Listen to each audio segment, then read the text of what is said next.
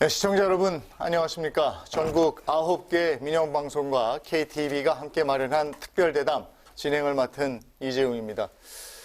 코로나 백신 본격적인 접종이 시작됐습니다. 계획대로 접종이 잘 진행이 돼서 얼른 코로나 확산세가 잡혔으면 하는 바람인데요. 그렇다면은 이제 코로나 이후를 준비해야 되는 시점이겠죠. 포스트 코로나를 준비하면서 정부는 한국판 뉴딜을 발표했고, 더불어민주당은 구체적인 준비를 위해서 K-뉴딜 위원회를 발족했습니다. 봄을 기다리듯이 코로나의 종식을 기다리면서 코로나 이후를 준비하는 곳입니다. 더불어민주당 K-뉴딜 위원회 이광재 본부장 모셨습니다. 어서 오십시오. 네, 안녕하세요. 네, 반갑습니다. 그리고 오늘 지원 방송 김형기 기자와도 함께하겠습니다. 어서 오십시오. 예, 안녕하십니까. 네, 반갑습니다. 한 10년 됐나요? 이른바 야인 생활 하시고. 10년 됐죠. 네. 그렇죠. 그리고 이제 정치에 복귀를 하셨습니다. 네. 그 기간에 어떻게 지내신 겁니까? 힘들고 어려운 시간을 보냈죠. 그리고 외국에도 많이 있었고요. 예. 그다음에 싱크탱크를 하면서 많이 배우고 네. 힘들고 연그러지는 시간이었죠. 그러니까 뭐 세상 공부 다 하시고 다는 아니고요. 다시 정치에 복귀하면 어떻게 해야 되겠다 다짐도 하시고 이러셨나 봐요. 예, 결국 그 역사 발전의 도구가 될 수 있느냐 없느냐 예. 그거겠죠.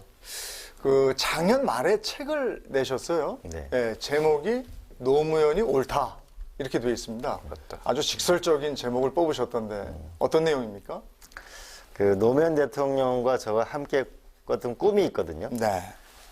결국은 이 서민이 좀 잘 사는 나라, 그리고 미국, 중국 사이를 넘어서 좀 우리가 동북아 균형자로서 좀 강인한 나라가 되는 거. 네. 그리고 또 하나는 왜 컴퓨터를 좋아하시고 디지털을 좋아하셨잖아요. 예. 그래서 디지털과 기술의 선도국가가 되는 거.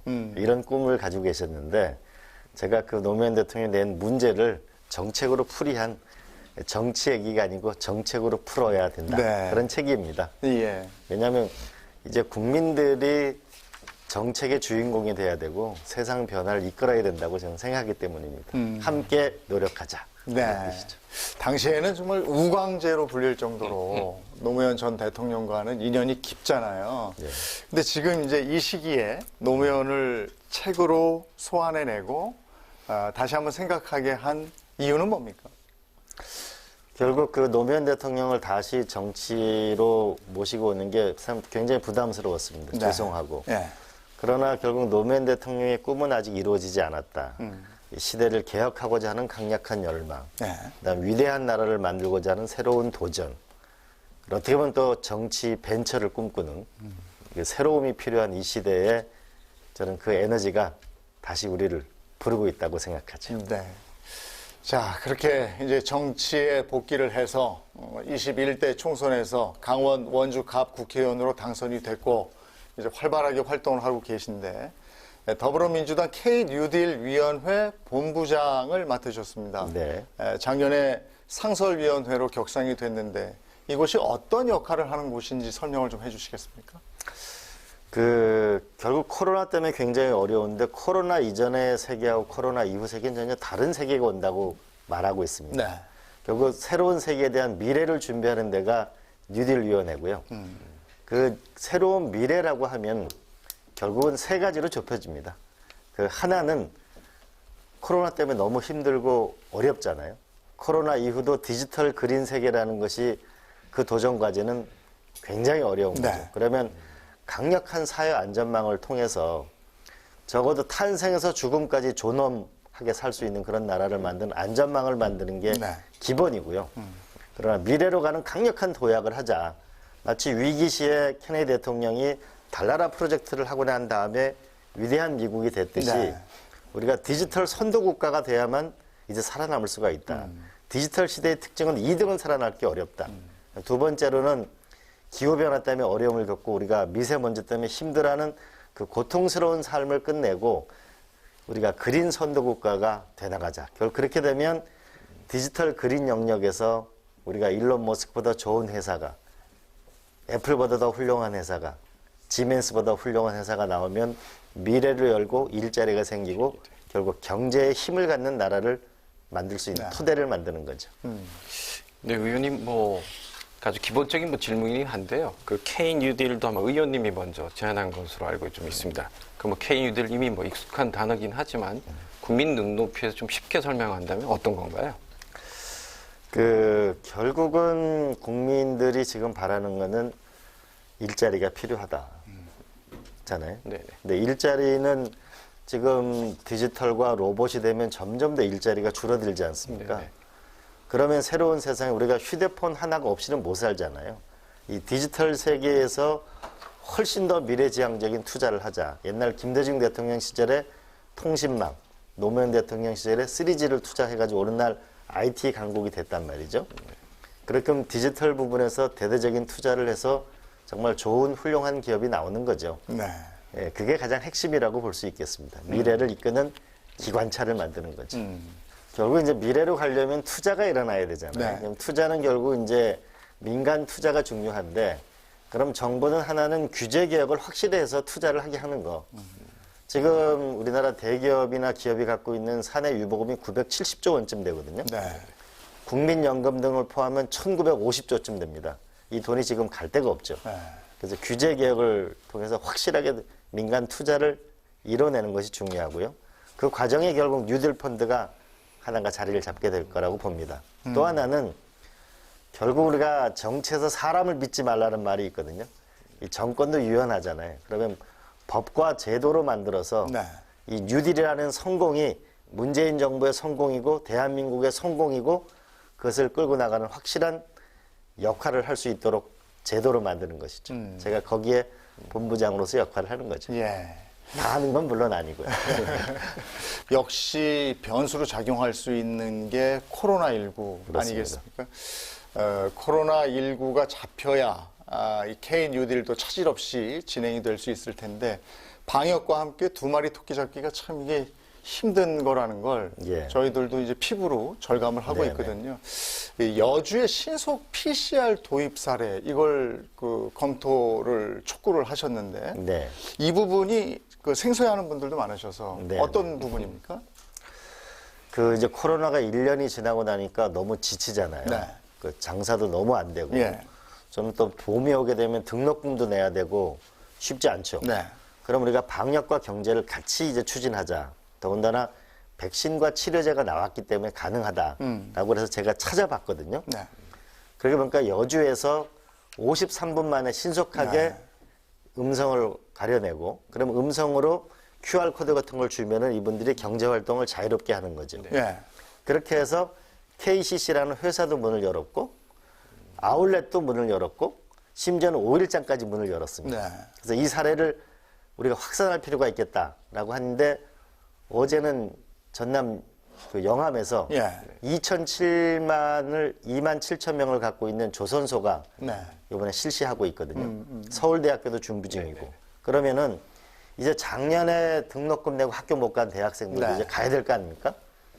우리 유치원하고 초등학교를 못 가는 아이들도 학교를 보내야 되잖아요. 네. 그리고 기업도 만약에 이런 신속하게 PCR을 통하면 우리가 자유롭게 기업 활동을 할 수 있다면 이 주름살을 극복할 수 있겠죠. 네. 그래서는 이 사례가 좀 더 많이 퍼져서 이 계절의 봄도 오지만은 경제의 봄도, 마음의 봄도 함께 오기를 소망하고 이걸 확산하기 위해서 네. 노력하고 있습니다. 어쨌든 이렇게 코로나19 위기 극복 차원에서 여러 아이디어를 많이 내시는데 최근 보니까 이제 광주시 광산구에 그 희망 백신 정책에 좀 주목하고 계시더라고요. 그래서 이게 맞는 백신은 아니고 아마 그 어려움 겪고 있는 소상공인 자영업자들의 어떤 대출 프로그램 그렇습니다. 같은데 예. 기존 대출 프로그램과는 어떤 차이가 있는 건가요? 네. 큰 중앙정부 차원에서 하는 건 중소기업 중앙회장님이 정말 간절하게 호소하는 거는 네네.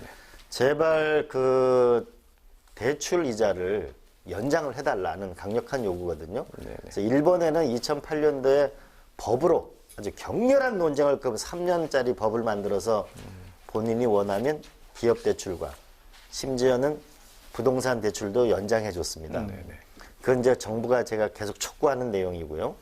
그런데 우리가 서민들 중에는 무담보 무보증을 할 수밖에 없는 어려운 분들이 많잖아요. 네. 그래서 광주 광산구에서는 새마을금고하고 신협하고 서로 힘을 모아가지고 그 처음에 300만 원을 1%의 대출을 하게 했습니다. 네. 그럼 3만 원 내는 거잖아요, 일만에, 1년에. 네네. 그런데 겨우 손실이 거의 없었습니다. 그래서 이번에 1,000만 원으로 늘렸습니다. 그래서 저는 그걸 보면서 아, 우리나라 국민들이 역시 신용도가 높다고 하거든요. 그러니까 돈을 빌리면 잘 갚는다는 거죠. 만약 이렇게 안 해주면은 이분들이 30%, 40% 결국 영화에 나오는 한 장면으로 몰릴지도 모르잖아요. 그래서 저는 광산구의 이 사례를 전국적으로 확산시키면 좋겠다. 그럼 신협하고 새마을금고가 나서면 네. 이게 더 밀착 금고이기 때문에 좋고 저는 이제는 중앙 정부가 그 이 지방 정부를 확실하게 지원해서 그 신협과 새마을금고가 아예 서민금융으로 자리를 잡을 수 있도록 대한민국에도 무담보 무보증모도 대출을 받고 살아갈 수 있는 서민들을 도와주는 서민금융이 하나가 탄생하는 계기가 됐으면 좋겠어요. 아니, 그렇게 초저리 대출을 해주면은 금융기관에 뭐 지자체나 정부가 이자 부분에 대한 지자체가 보전을 3% 정도 이자 보전을 해주는 네, 거죠. 네. 그러니까 그런 방식으로. 네네. 그리고 이제 본인에게 1%를 부담하는 부담하게 거죠. 하고. 근데 예를 들어 보게 되면 우리가 1,000만 원의 대출에 3%면은 30만 원이잖아요. 네. 근데 지금 우리가 보통 재난지원금 뭐 이렇게 주면 매시 30만 원 뭐 이렇게 주는데 네네. 그러면 1,000만 원을 지원해주고 이자를 자꾸 우리가 1%를 내라고 하는 게 훨씬 더 현실적일 수도 있잖아요. 그래서 저는 이거를 조금 더 서민들에게 좀 확대할 필요가 있다고 봐집니다. 네. 이 서민의 눈을 맞춘 지금 대출 말씀도 해주셨는데 지금 그 우리가 고민하는 것이 경제적인 불평등 뭐 이런 부분이란 말이죠. 뭐 정부로서도 안간힘을 쓰고 있습니다만은 코로나로 인한 타격, 특히 경제적인 불평등이 심화되면서 지역별, 계층별, 양극화 이런 문제가 또 대두되고 있습니다. 이른바 K자 양극화 이렇게 얘기를 하는데 이런 것들이 극단적으로 흐르는 양극화를 막기 위해서 여러 가지 고민이 많으실 것 같아요. 그렇다면은 그런 고민이 어떤 해결책이 있을까 이런 부분도 말씀을 좀 듣고 싶어요. 결국에 세계적인 현상인데요. 결국 우리가 일자리를 만드는 투자를 결국 많이 일으킬 수밖에 없다고 네. 봐집니다. 그래서 그 일자리를 만든 투자를 이룬 결국은 기업이 결국은 성공해야 일자리가 나오는 거잖아요. 그렇죠. 그러면 그 기업이 성공하는 일자리가 나오게 되면 여태까지는 투자세 공제를 투자 액수를 중심으로 세액을 공제해 줬는데 네. 이제는 일자리를 만드는 거와 연동해서 일자리를 많이 만들면 세금을 법인세를 깎아주는 그렇게 해서 기업도 살고 우리 일자리도 늘어난 윈윈 방식을 통해서 우리가 중산층이 복원돼야 된다. 네. 그리고 또 하나는 현재 대기업은 작년에 20%의 수익이 났는데 대부분 대주주가 외국인이거든요. 이때 우리가 주식에 투자하게 되면 우리가 장기 투자를 하게 되면 세제 혜택을 줘서 또 주식에서도 이익을 얻을 수 있도록 그렇게 해서 기업과 또 주식에서의 윈윈이 되는 구조가 중요하다고 보고요. 네네. 결국에는 이렇게 되면 이제 세금을 가지고 결국 서민들을 우리가 도와줄 수 있는 길을 네. 만들 수밖에 없다. 결국 소를 키워야 소고기를 먹을 거 아니에요? 근데 우리는 지금 전부 소고기 먹는 얘기만 하지 소를 키울 생각을 안 하거든요. 근데 결국은 이 기업을 보다 강하게 키워내고 기업이 만들어내는 일자리를 늘리는 것을 서로 윈윈하는 구조로 세제 혜택으로 주식으로 이 공유하는 사회를 만드는 새로운 시스템을 만들어야 될 때가 왔다고 봅니다. 그 주식 장기 투자자에 대한 세제 혜택 부분은 아무래도 중산층을 염두에 둔 그렇죠. 정책이 아닐까 싶은데요. 예. 이것은 어떻게 되어 있습니까? 지금 입법 준비 중인 건가요? 지금 입법 준비 중이고요. 예. 대략 그 정부에서도 찬성 입장을 보이고 있습니다. 예. 그러니까 과거에는 과거에는 우리가 재형저축이라고 해서 네네. 우리가 그 막 20%짜리 이익을 줬는데 예. 지금은 그렇게 할 수는 없고 우리가 주식에 장기 투자를 하게 되면 기업은 투자 재원을 마련하는 거고 투자한 분들한테는 세제 혜택. 우리 요새 은행에 맡겨도 막 이자가 1% 그렇죠. 이렇잖아요. 그렇죠. 요새 회사들 배당하는 거 보면 3%, 6%도 배당을 하거든요. 예. 그래서 국민들에게 실질적인 소득을 전 주어야 된다고 봅니다. 예, 의원님 뭐 지금 재난지원금 얘기를 또 안 할 수가 없는데 지금 4차 재난지원금 가지고 뭐 어제 대통령께서는 이제 3월 중으로 좀 지급될 수 있도록 좀 해달라 이렇게 주문도 하셨는데 그 의원님 그 뭐 비슷한 얘기인데 이제 기본소득 논쟁도 뭐 지금 계속 이슈가 좀 되고 있는데 아마 민주당에서는 이재명 지사가 아주 좀 적극적인데 의원님도 기본소득에 대해서는 아마 어느 정도 공감은 하시겠죠? 그 부분에 대해서. 예, 뭐 이재명 지사의 충정은 이해하는데요. 네. 근데 이게 현실성과 구체성은 아직 매우 부족한 것 같습니다. 그러나 이 기본소득 논의는 이제 시작할 때가 됐다고 봅니다. 근데 많은 국민들은 이렇게 생각하죠. 아, 돈을 주면 좋은데 이거 계속 줄 수 있는 거야? 네. 그렇죠. 두 소득이 번째는 이 기초노령연금 어르신들이 내가 30만 원씩 받고 있는데 이거 뺏어가는 거야? 추가로 얹어주는 거야? 이런 또 질문을 하시고 또 한쪽에서는 그럼 또 세금을 더 늘리려고 하는 거 아닌가? 이런 말씀들을 하시고 계시거든요. 네.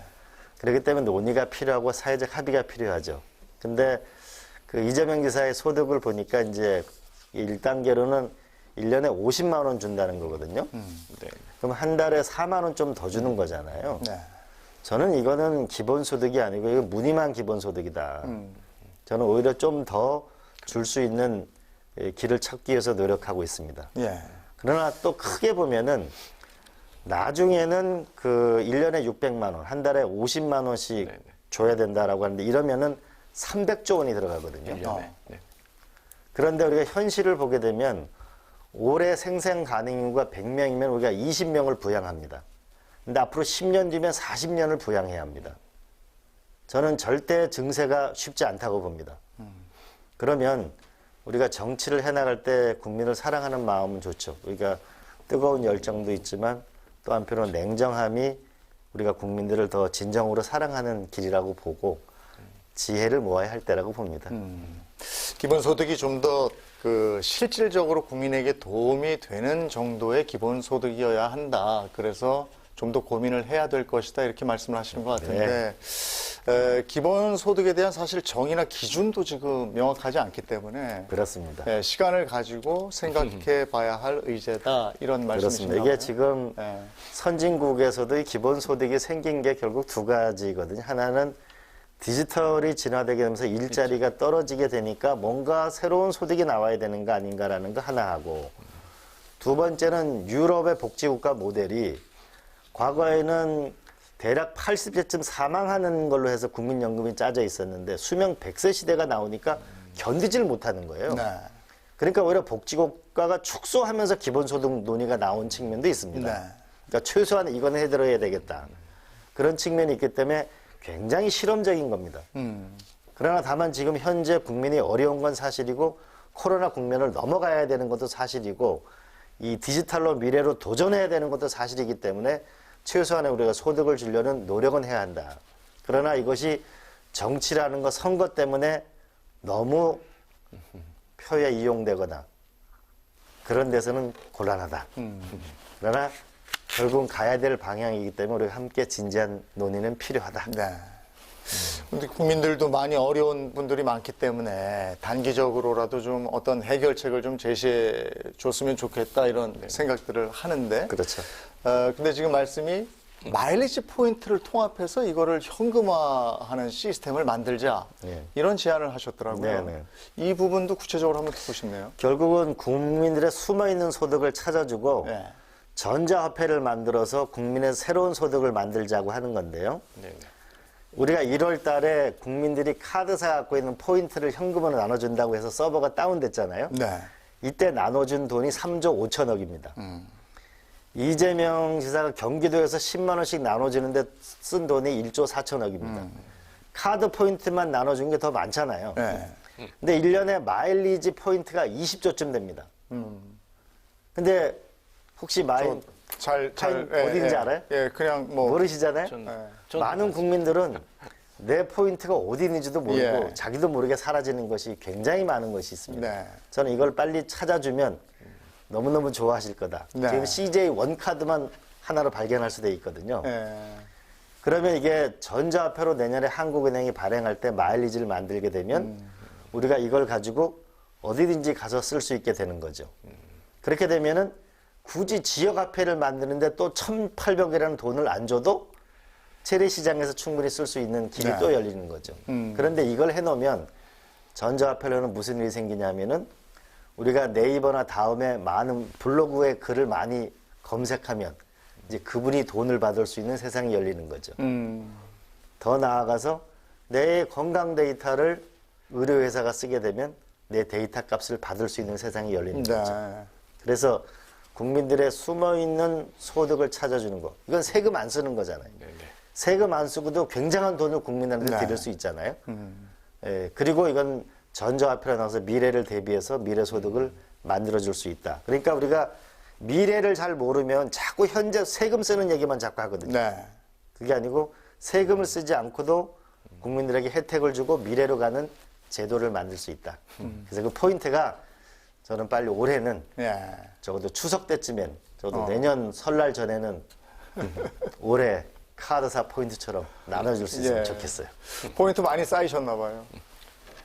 일부러 요새 찾고 있죠.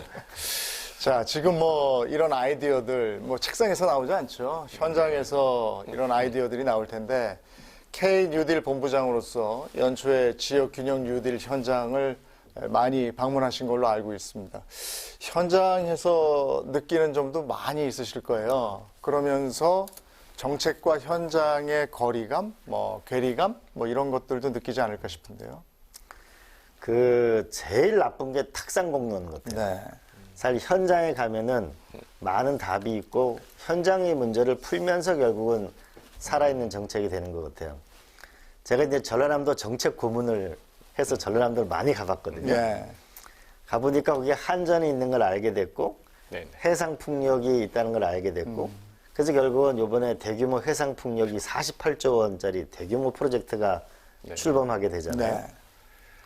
그리고 또 하나는 그 제가 몇 년 전부터 앞으로 이 비트코인과 블록체인 시대가 온다. 우리가 이 부분에 대해서 보다 진취적인 생각을 해야 된다고 이제 네. 계속 설득을 했고 부산이 블록체인 특구가 됐는데 네. 잘 작동되고 있지 않더라고요.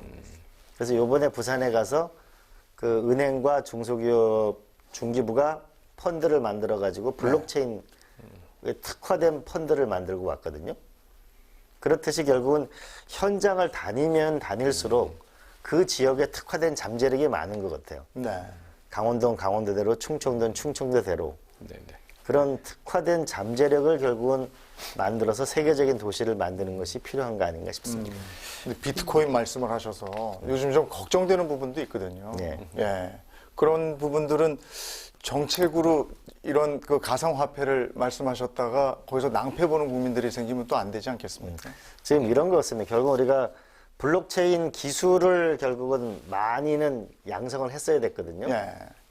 근데 이제 이게 비트코인이라는 쪽에 가상화폐 쪽으로 너무 이제 이게 투기 광풍으로 불 건가. 그러나 우리가 블록체인 기술을 양성하는 데는 굉장히 노력을 했었어야 됐는데 이게 안 됐다는 부분이 안타까운 점이고 이제 근자의 흐름은 미국에서 페이팔이나 카드사나 모두 다가 지금 블록체인 기반의 전자화폐를 지금 쓰고 있는 거죠. 2년 전까지만 해도 리브라에 대해서 미국 의회 굉장히 공격적이었는데 네. 이제 중국이 유엔화를 전자화폐나 이런 쪽으로 전환하려고 하는 움직임이 보이니까 미국이 굉장히 적극적인 움직임을 보이면서 지금 비트코인은 5천만 원까지 가게 된 거죠. 예. 또 어제는 머스크 때문에 또 떨어지기도 했고. 네. 근데 전반적으로 보면 이 전자화폐의 추세는 피할 수 없다고 봅니다. 예, 대한민국 한국은행도 전자화폐를 우리가 추진할 예정이고요. 네.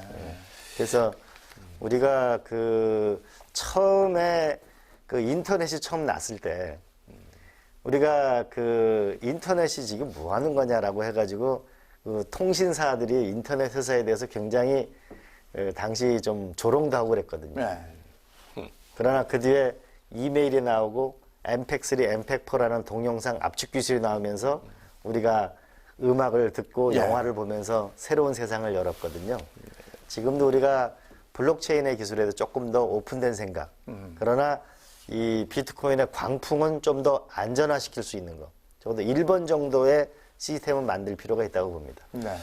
의원님 어쨌든 그 한국판 뉴딜 뭐 그 다 흐름이라고 보는데 그 중에서도 이제 지역 균형 뉴딜 이렇게 좀 강조가 되고 있습니다. 당연히 지역이 어렵다 보니까 그렇죠. 그럴 때 이게 계속 그 강조를 해야 되는 이유는 뭐 충분할 것 같은데 어떤 이유가 가장 큽니까? 네.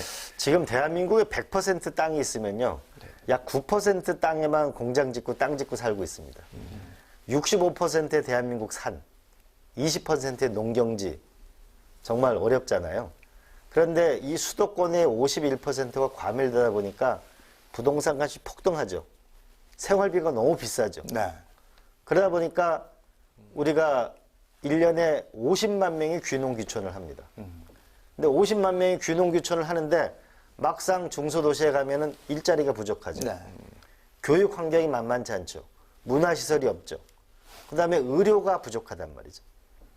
그러면 결국 우리가 이 지역균형이라는 부분에서 일자리와 교육과 의료와 문화 시스템을 만들어줘야만 지역이 확실하게 산다. 그러나 지역을 하나를 보게 되면 네덜란드의 바이닝햄이라는 건 3만 5천 도시에서 식품 하나로만 60조 원을 하거든요. 네.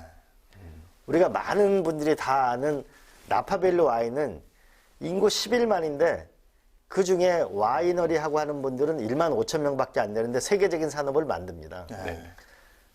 우리가 깐느라는 모르는 지방이 없지만 그 인구 7만인데 세계적인 영화제를 만들잖아요. 이게 결국 인구 숫자가 문제가 아니고 혁신이 있느냐 없느냐.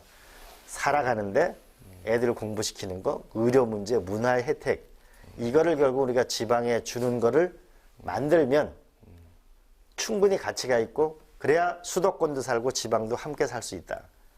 그게 대한민국이 사는 길이라고 생각합니다. 그래서 뭐 지역들이 이제 그런 고민 하에 이렇게 많은 노력들은 경쟁을 갖추긴 하고는 있는데 사실 새로운 성장 동력 발굴이 쉽지는 않잖아요. 그렇습니다. 그래서 의원님이 어쨌든 뭐 여러 현장도 많이 다녀 경험도 많으시니까 뭐 고향 강원도나 뭐 충청도나 뭐 전라도든 이런 지역들은 이런 걸로 한번 해보면 어떨까요? 그런 제안을 뭐 할 만한 것들이 있는지 갑작스러운 뭐 예를 들면 부산, 경남 같은 경우에는 사실은 바다가 있기 때문에 네네. 싱가포르와 우리가 네덜란드, 암스테르담 같은 세계적인 신항만 신공항을 통한 그러니까 미래의 산업을 생각해 볼 수 있을 거고요. 또 하나는 우리가 혁신도시를 참여정부 시절에 만들었는데 그게 사실은 절반의 성공이거든요. 그러니까 혁신도시를 활용하면 예를 들면 전라남도 나주 같은 경우는 한전이 있잖아요. 네네. 그럼 에너지 산업을 만들 수 있는 거죠. 우리가 오성 같은 경우에는 생명과학이 있잖아요. 그럼 생명과학을 만들 수 있는 겁니다. 네.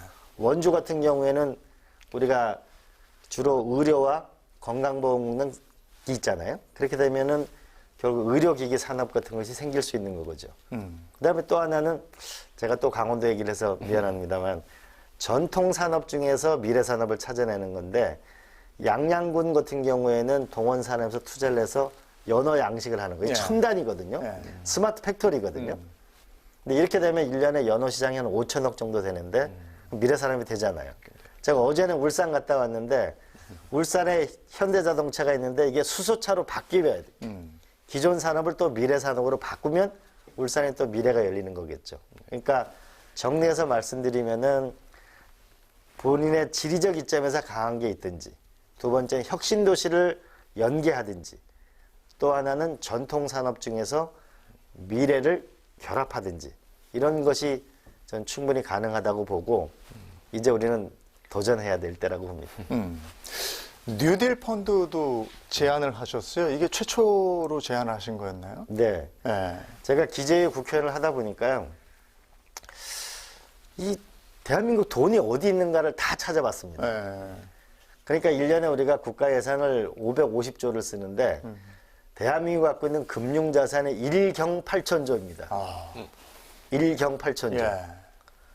그리고 국가가 갖고 있는 국민연금 등이 갖고 있는 게 1950조. 예. 그리고 대기업이 갖고 있는 사내 유보금이 950조. 1%의 금리만 더 줘도 움직일 수 있는 게 막 100조 원 이상의 돈이 있습니다. 예. 그러면 결국 미래로 가려면 투자가 있어야 되잖아요. 네. 근데 이 엄동설안에 어디로 투자를 하러 나서겠습니까? 네. 그렇잖아요.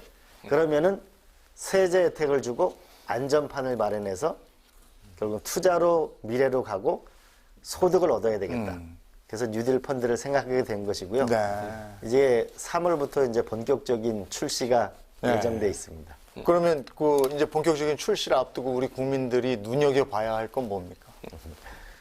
이제 곧 3월 달에 이제 출시를 하게 되는데 그거는 세 가지 형태로 되어 있습니다. 하나는 정책 형편으로서 이거는 국가가 해야 될 사업인데 별로 수익은 적게 나는 거.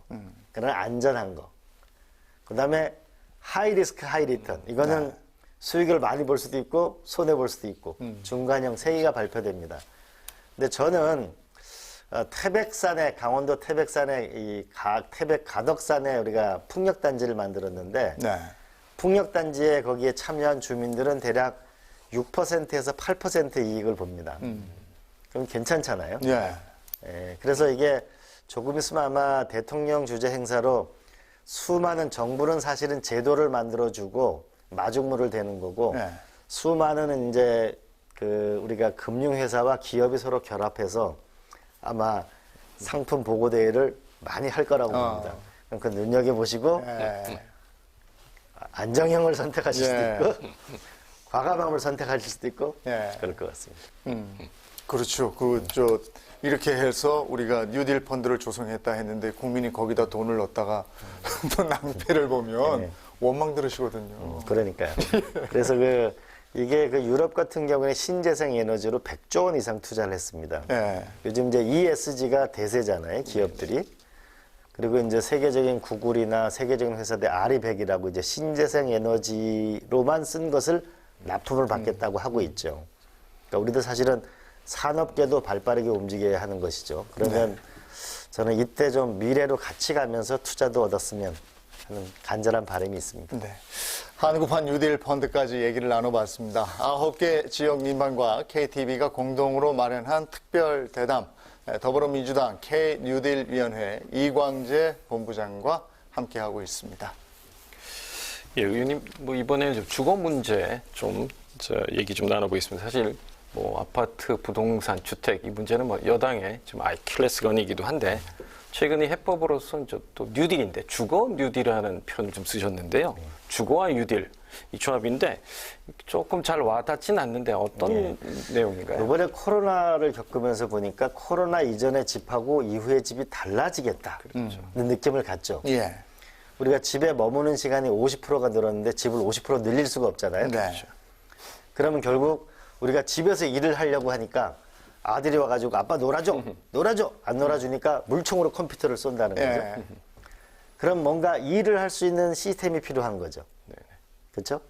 그다음에 속초에 오신 분들이 아파트를 사서 왔는데 네. 뭔가 하나 리조트 사이에 뭔가 일을 할 수 있는 공간이 있었으면 좋겠다라고 말씀하십니다. 그다음에 또 하나는 이번에 많은 분들이 어려움을 겪었던 게 아이들의 돌봄이 예. 정말 절실하다. 맞벌이한테 너무 힘든 문제다. 그럼 뭔가 돌봄 문제를 해결하는 주거가 있어야 되는 거 아니에요? 네. 그다음에 세 번째로는 전부 비대면 수업을 했잖아요. 네. 그러니까 좋은 아파트에 사는 아이들은 비대면 수업이 쉽고 그렇지 못한 주거 환경에 있는 아이들은 공부하기 어렵잖아요.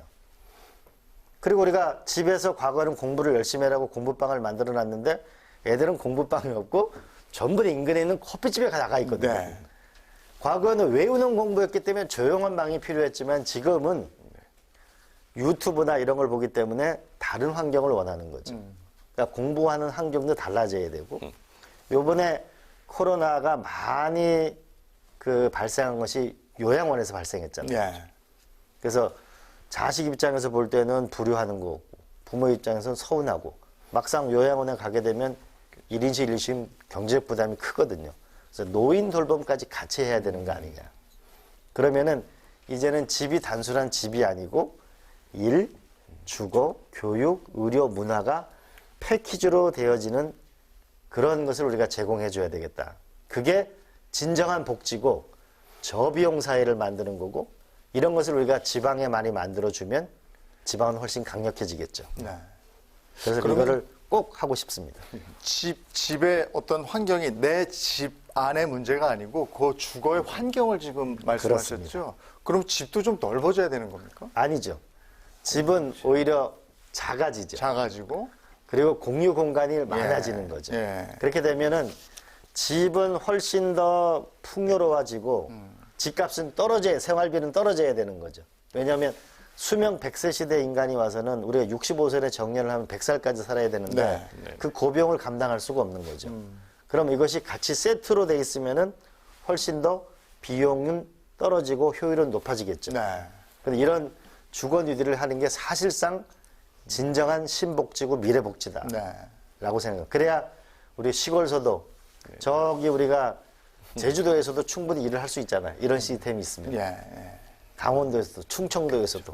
그래야 우리가 좀 더 삶을 여유 있게 네. 살아갈 수 있는 것이죠. 어쨌든 이 코로나가 사회적인 변화나 사람들의 생각을 많이 다른 쪽으로 돌리게끔 해놨는데 교육 분야도 또 예외일 수 없습니다. 교육 현장도 굉장히 어려움을 많이 겪었는데요. 학교를 간다는 게 이렇게 소중한 것이었나 이런 생각도 했고 비대면 수업이 계속되면서 우려했던 게 현실로 나타났죠. 학력저하라든지 또 학습 격차 이런 부분들입니다. 그래서 그런 변화가 필요할 텐데 의원님은 그걸 교육혁명이다 이렇게 얘기를 예. 하셨어요. 예. 교육혁명이라고 하신 그 단어는 어떤 뜻이었는지. 제가 오늘 강원도 평창 출신인데 제가 오늘 여기까지 오게 된 거는 부모님의 교육 때문이죠. 그러니까 대한민국에는 과거에는 개천에서 용이 났는데 요새는 개천에서 용이 안 난다는 거 아니에요? 이제 전국에서 용이 나야 된다. 네. 지금은 부모님이 재산이 있으면은 과외를 많이 하고 해외 유학도 갔다 오게 되면 그게 결국 계급 격차가 되니까 젊은이들이 분노하는 거잖아요. 아, 사다리가 사라졌다. 네. 그런 거 아닙니까?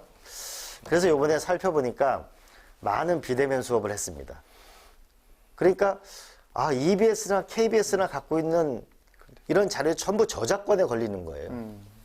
그리고 국회 도서관을 가야만 책을 볼 수 있으니까 그래서 제가 이번에 생각한 게 대한민국에 있는 국회 도서관 수백만 권 이걸 전부 디지털라이징해서 학교 교실까지 아파트 단지까지 보내자. 그러면은 무한정의 지식에 접근할 수 있다. 저렴하게. 이게 법안을 추진 중에 있고요. 네. 그다음에 두 번째로는 취업을 하려고 하는데 돈이 많이 들잖아요. 예. 그래서 이거는 EBS에서 앞으로 취업 준비생. 여태까지는 EBS가 고등학생들 대학교 대학교 이제 가는데 그 입학하는데 주로 서비스를 했다면 이제는 취업 서비스도 이번에 같이 하게 되는 거죠. 더 나아가서 이제 온라인으로 전 세계 국내 석학들의 교육 콘텐츠를 가지고 무한정 저렴하게 공부할 수 있는 시스템을 만들자. 그게 이제 교육판 넷플릭스고 예산을 받았습니다. 네. 그래서 저는 결국은 경제력은 기술력에서 나오고 기술력은 교육에서 나오고 그 교육은 좋은 컨텐츠를 가지고 질문하는 이제 외우는 대한민국을 끝내고 질문하는 대한민국을 만들었을 때 위대한 나라가 된다. 교육혁명을 하자. 이거죠. 예. 그것은 그 의원님의 그동안 교육의 경험에 비춰서 그 어떻게 잘 되겠습니까? 예, 지금 대체로 이제 예산도 확보됐고 법도 저는 착실히 될 거라고 봅니다. 그리고 이거를 만들어야 위대한 나라가 될 수가 있습니다. 저는 이 가난하고 힘없고 빽 없는 분들도 인간이라는 게 내 자식이 나보다 더 나은 삶을 살 수 있다면 우리가 모든 것을 우리가 헌신할 수 있는 게 부모잖아요. 네. 저는 그 계층의 가장 강력한 사다리가 전 교육이라고 봅니다. 이제는 디지털 혁명이 왔기 때문에 세계 최고의 교육을 우리가 줄 수 있다고 봅니다. 최근에 부산 방문하셨죠? 네. 그래서 동남권 신경제 엔진 전략 발표했고 부산의 세계인이 좋아할 수 있는 야구장을 짓자 이렇게 제안을 하셨는데 야구 좋아하세요? 좋아하죠. 어느 정도 규모면 되겠습니까? 외국처럼 왜 이렇게 거기서 가족들이 바베큐도 구워 먹으면서 야구 그렇죠. 보고 이런 게 있던데요. 우리가 이제 샌프란시스코도 야구장이 있고 오클랜드도 바다가 보이는 데 있거든요. 예. 제가 이제 평창 동계올림픽을 유치하면서 제가 수십 개 나라를 가봤습니다. 예. 가보니까 우리는 체육관이 그 안에 그냥 체육관 시설만, 체육 시설만 네. 있는데 대부분 그게 오피스고 상가고 심지어는 그 안에 레스토랑도 많습니다. 그러면 우리가 샌프란시스코가 보이는 바닷가에 야구장을 만들고 네. 우리가 신세계가 지금 인천에 꿈꾸는 것처럼 바깥을 호텔이나 주거단지를 에워싸고 몰을 만들고 그러면 그 부산의 그 지구 자체는 서면이나 우리가 그 금융단지로 갈 수 있는 바로 길목이거든요. 네. 그런 데를 만들면 랜드마크가 하나 생기는 거죠. 그리고 부산이 국제영화제로 세계적인 영화제를 만들었는데 영화 산업이 없거든요. 예. 그런 거와 결합되어 있으면 저는 부산이 미래의 관광도시로 확실하게 성장하는 계기가 될 것이고, 그리고 더군다나 여기다 신항만 신공항까지 붙이게 되면 저 세계적인 도시가 될 거다. 그래서 저희가 노무현 대통령 시절에 인천, 네. 부산, 광양 이 세 군데의 바다를 통해서 세계적인 도시를 만드는 게 하나의 이 개방 국가로 가는 전략이었는데 그 노무현 대통령 꿈이 이명박 대통령 시절에 다 없어져 버렸거든요. 이번에 확실하게 문재인 대통령 시절에 이걸 해결하는 게 저희 꿈이고 네. 인간적 도리라고 생각하죠. 그 의원님은 강원도 기반의 의원님이신데 지금 보니까 부산 시당 미래본부장도 맡으셨어요. 네. 그 부산에 머무는 시간도 또 많으시고 부산에 참 공을 많이 들인다 이런 느낌을 받는데 지금 말씀하신 것과 이런 것들이 연관이 돼 있는 겁니까? 그렇죠. 노무현 대통령과 제가 23살에 네. 만났었는데요. 결국 인간은 무엇으로 사는가라고 보면 결국은 인연으로 사는 거다. 시절 인연은 시대 정신이고 사람의 인연은 인연인 거죠. 근데 노무현 대통령의 꿈은 아직 이루어지지 않았다. 저는 그 꿈을 문재인 대통령 시절에 이루는 초석을 제가 만들고 싶습니다. 그리고 이런 말도 만들었어요. 부산하고 강원도가 만나면 부강하게 살 수 있다. 부강하게 살 수 있다. 네. 예. 그 뭐 연장선상에서 그 의원님 요새 뭐 대권 행보에 대해서 아마 질문 좀 많이 받으실 것 같은데요. 뭐 저도 뭐 여러 차례 여쭤봤는데 그간 좀 신중한 태도를 좀 보셨는데 최근에는 보면은 좀 뉘앙스가 조금 구체적으로 답한다는 느낌이 뭐 제 느낌일 수도 있지만 느낌이 드는데 단도직입적으로 좀 여쭤보겠습니다. 진짜 대권 도전하실 건가요? 그 고심을 많이 하는데요. 결국은 시대 정신이 무엇인가를 깊이 생각합니다. 결국은 이 코로나와 디지털은 우리를 인간을 굉장히 힘들게 합니다. 그래서 태어나서 죽음까지 인간이 존엄하게 살 수 있는 거를 지켜주는 나라. 그리고 일론 머스크보다 더 위대한 기업이 나오고 우리 제2, 제3의 손흥민이나 BTS나 봉준호 감독이 나오는 이 문명과 문화에 앞선 나라를 만드는 거. 그리고 미국과 중국 사이에 여기서 낀 새우가 아니고 이것을 넘어서 세계인이 존경하고 존중하고 여권이 자랑스러운 강인한 나라를 만드는 거. 저는 그 시대의 목표와 이 역사 발전의 방향에 내가 과연 맞는 것인지 그 시대와의 대화, 저와의 대화를 깊이 하고 있는 중이죠. 그런 역할에 내가 맞다고 생각하면은 도전하겠다 이렇게 해석을 해도 근데 무방하겠죠. 그 시대적 과제가 네네. 내가 해결할 수 있다. 무겁고 엄중하죠. 네네. 그럼 조금 뭐 부가 설명해서 그 대권 도전에 예를 들면 이제 뭐 변수 의원님이 아까 했던 시대 과제도 있지만은 그 정치라는 것도 또 환경을 고려 안 할 수가 없는데 이런 부분들 고민되는 변수나 대목들이 좀 있습니까? 뭐 경쟁자라든가 아니면은 뭐 좀 정치 상황이라든가 뭐 그런 종합적으로. 지금 뭐 대통령이나 그 여당의 지지율 뭐 이런 변수들 말이죠. 근데 결국은 역사 발전이라고 하는 거는 결국 역사 발전의 그 방향을 향해서 전진하는 거고 거기서 어떤 지위가 생기면 생기는 거고 안 생기면 안 생기는 거지. 네네. 어떤 지위를 갖고 시대적 과제를 논하는 거는 저는 그거는 정치꾼이라고 생각하죠.